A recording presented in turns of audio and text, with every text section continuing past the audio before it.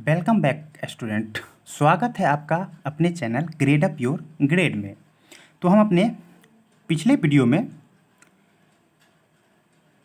परमेय संख्या तथा अपरमेय संख्या के बारे में देखा था तथा हमने थ्योरम 1.3 तथा थ्योरम 1.4 सिद्ध कीजिए कि √2 एक अपरमेय संख्या है को कंप्लीट किया था। तो हमारे इस टॉपिक अपरमेय संख्याओं का पूर्ण भ्रमण में आगे हम अपने उदाहरण संख्या 9 की ओर चलते हैं, जिसमें दिया गया है कि सिद्ध कीजिए कि √3 एक अपरमेय संख्या है, जो कि थ्योरम 1.4 सिद्ध कीजिए कि √2 एक अपरमेय संख्या है के हूबहू यह उदाहरण दिया गया है। तो आइए, हमने अपने पिछले वीडियो में तो अच्छी तरह से देखा था कि किस तरह से हम अपरमेय संख्या को सिद्ध करते हैं। तो सेम उसी कॉन्सेप्ट पर, जैसे कि अगर कोई अपरमेय संख्या है तो हम उसके विपरीत परमेय संख्या मान के हम क्वेश्चन को सॉल्व करते हैं। तो सबसे पहले लिखेंगे कि माना √3 एक परिमेय संख्या है,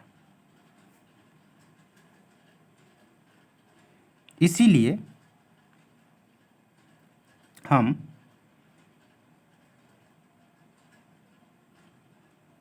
लिख सकते हैं माना √3 बराबर p/q। अगर कोई संख्या परमेय संख्या है तो वह p/q के फॉर्म में लिखा जा सकता है, जहां q नॉट इक्वल टू 0 तथा p तथा q सअभाज्य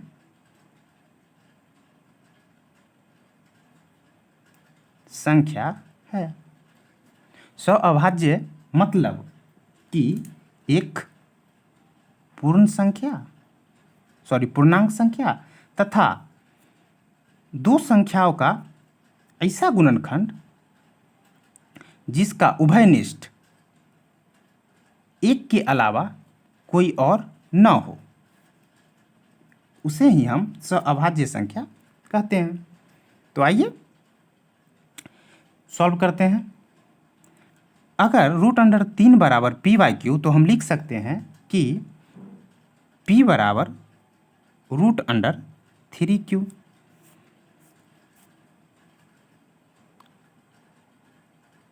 तो दोनों तरफ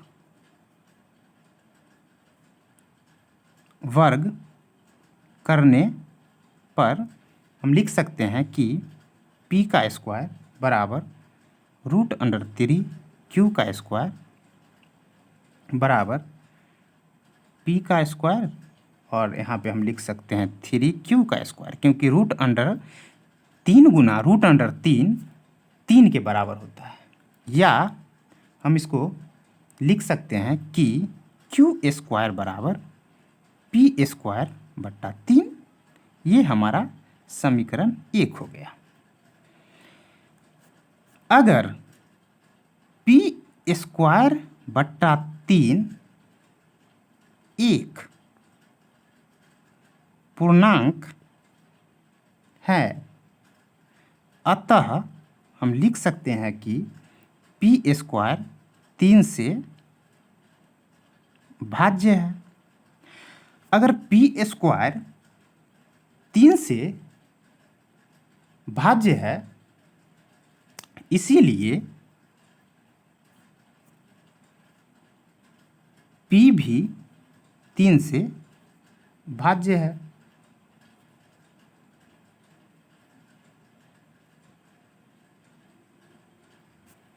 अगर p 3 से भाज्य है तो अगर हम p/3 को भाग दे तो भाग देने पर कुछ न कुछ तो आएगा।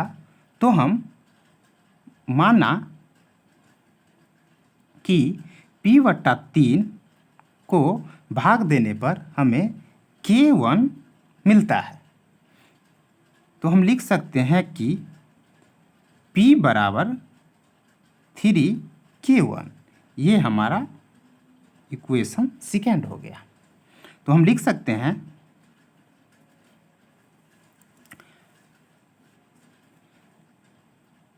समीकरण 1 में 2 का मान रखने पर q² बराबर 3k1 का स्क्वायर बट्टा में 3।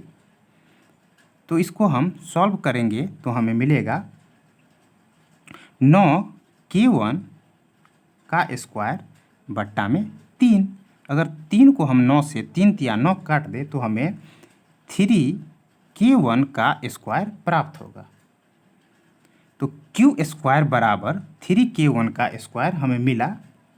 तो हम लिख सकते हैं q² बराबर 3k1 का स्क्वायर या k1 का स्क्वायर बराबर q2 का स्क्वायर बट्टा में 3। ये हमारा समीकरण 3 हो गया। अगर q² बट्टा 3 से विभाजित है तो यह एक पूर्णांक है, इसीलिए q² 3 से भाज्य है। क्योंकि p/q अगर पूर्णांक में है तो p/q अगर पूर्णांक में है तो वह विभाजित भी हो सकता है। अतः हम लिख सकते हैं अतः q भी 3 से भाज्य है। जैसा कि हमने प्रमेय 1.3 में देखा था कि अगर कोई संख्या का स्क्वायर उस संख्या से विभाजित है तो वह संख्या भी उस संख्या से विभाजित होगी। जैसा कि दिया गया था कि यदि p a² को विभाजित करती है तो p a को भी विभाजित करेगी। तो इसी तरह यहाँ पर हम q² 3 से अगर विभाजित है तो q भी 3 से विभाजित होगा। हम लिख सकते हैं अगर q 3 से विभाजित है, q 3 से विभाजित है तो इसको विभाजित करने पर कुछ मान आएगा जिसे हम k2 मान लेते हैं या q बराबर 3k2 मान सकते हैं। ये हमारा समीकरण 4 हो गया। तो हम देख सकते हैं कि समीकरण 2 तथा 4 में समीकरण 2 तथा 4 में समीकरण 2 में p बराबर 3k1 तथा समीकरण 4 में q बराबर 3k2 जिसमें 3 दोनों के गुणनखंड में उभयनिष्ठ है। तो हम लिख सकते हैं कि समीकरण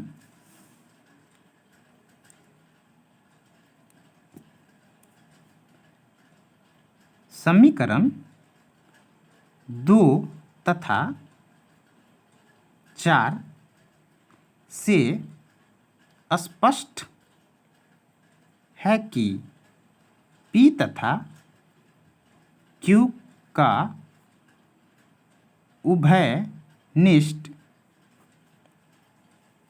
p तथा q का उभयनिष्ठ गुणनखंड 3 है इसीलिए P तथा Q सह अभाज्य संख्या नहीं है। इसीलिए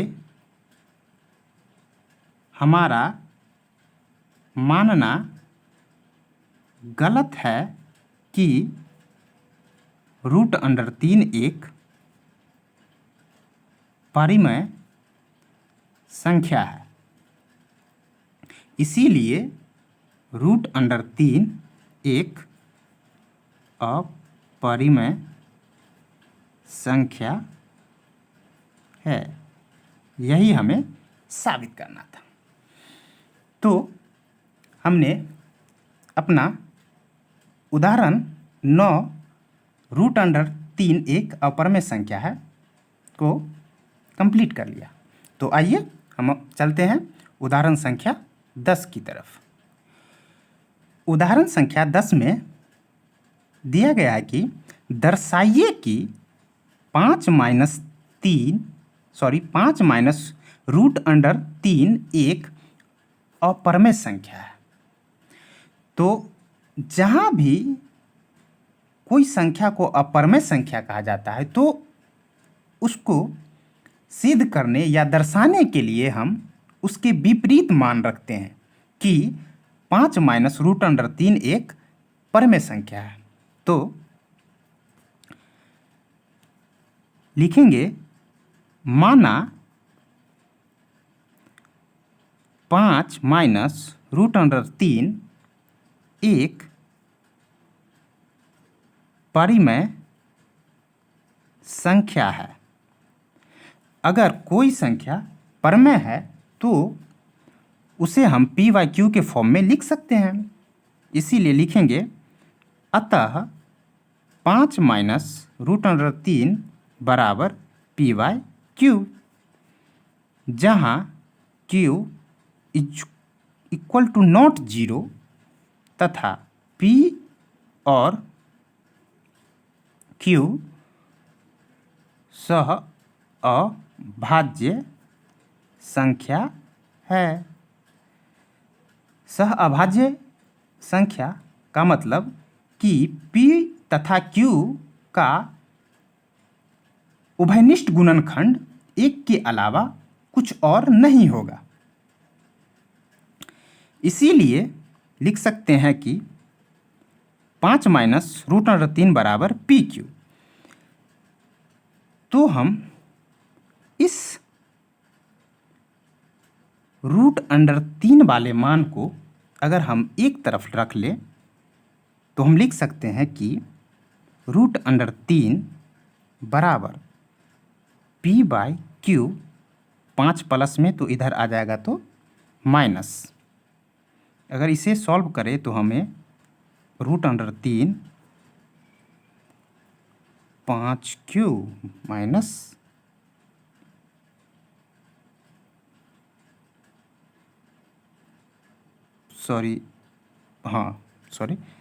5q माइनस p प्राप्त होगा। ये हमारा समीकरण 1 हो गया। तो हम लिख सकते हैं कि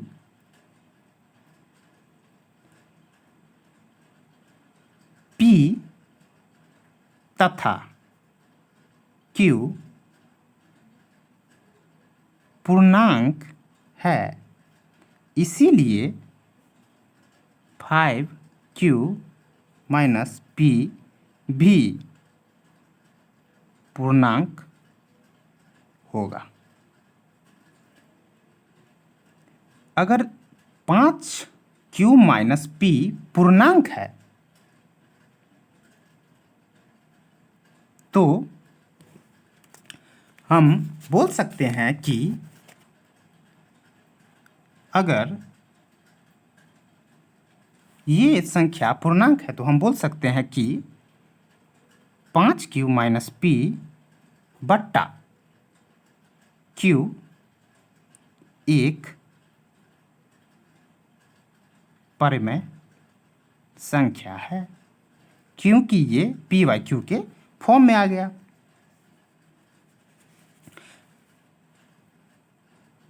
परंतु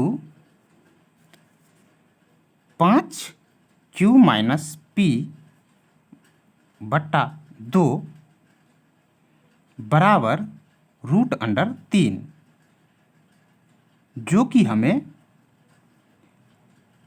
समीकरण 1 में प्राप्त है, जहां √3 एक अपरिमेय संख्या होती है। तो हम लिख सकते हैं जो कि एक अपरिमेय संख्या है।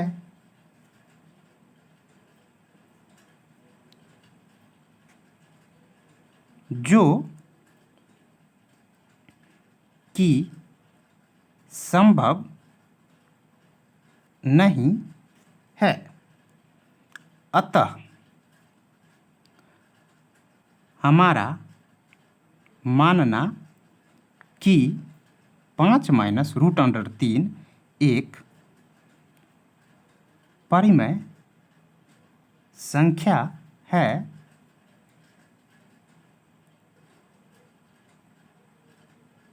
कथन गलत है। इसीलिए 5 माइनस √3 एक अपरिमेय संख्या है। यही हमें दर्शाना था, यही हमारा आंसर हो गया। तो किसी भी संख्या, अपरिमेय संख्या को दर्शाने के लिए या सिद्ध करने के लिए उसके हम उलट मानेंगे कि ये संख्या परमेय है, तब जाके हमें ज्ञात होगा। तो आइए चलते हैं हम अपने अगले उदाहरण की तरफ। उदाहरण संख्या 11। उदाहरण संख्या 11 में दिया गया है कि दर्शाइए कि 3√2 एक अपरिमेय संख्या है।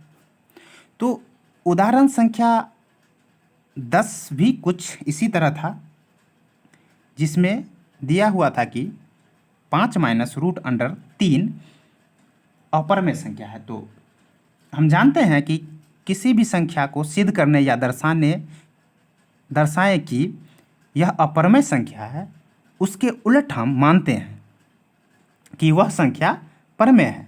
तो हम लिखेंगे माना 3√2 एक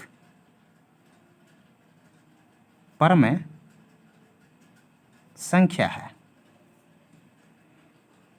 अतः 3√2 बराबर p/q। क्योंकि अगर कोई संख्या परमेय संख्या है तो हम उसे p/q बटे के फॉर्म में लिख सकते हैं, जहां q 0 के बराबर नहीं है तथा p तथा q सह अभाज्य संख्या है। सहअभाज्य संख्या है कि p तथा q के कोई भी उभयनिष्ठ गुणनखंड एक के अलावा कुछ और नहीं हो सकता है। तो हम इस तरह के फॉर्म को, जैसे कि 3√2, इसमें रूट वाले मान को एक तरफ करते हैं। तो रूट वाले मान √2 को एक तरफ करेंगे तो हमें p तथा 3q प्राप्त होगा। क्योंकि अगर बराबर में कोई संख्या रहे तो हम उसे क्रॉस मल्टीप्लिकेशन करके लिखते हैं। यही हमारा समीकरण 1 हो गया। चूँकि p तथा q पूर्णांक है, इसीलिए p/3q एक परमेय संख्या है। अगर p/3q परमेय संख्या है तो 3p/3q बराबर √2 दिया गया है। तो इसका मतलब कि √2 भी परमेय संख्या है तथा p/3q भी परमेय संख्या है। तो लिख सकते हैं कि परंतु समीकरण 1 से p/3q बराबर √2 जो कि एक अपरमेय संख्या है, जो कि एक अपरमेय संख्या है। इसीलिए p/3q अपरमेय संख्या है। अगर हम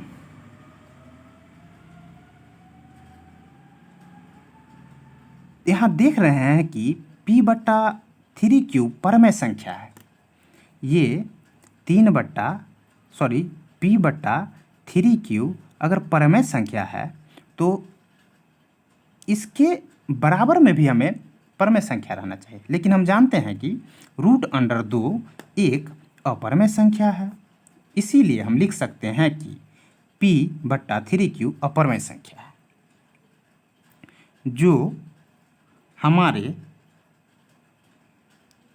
कथन का विरोधाभास है। अतः हमारा कथन जो 3√2 एक परमेय संख्या है गलत है। इसीलिए 3√2 एक अपरिमेय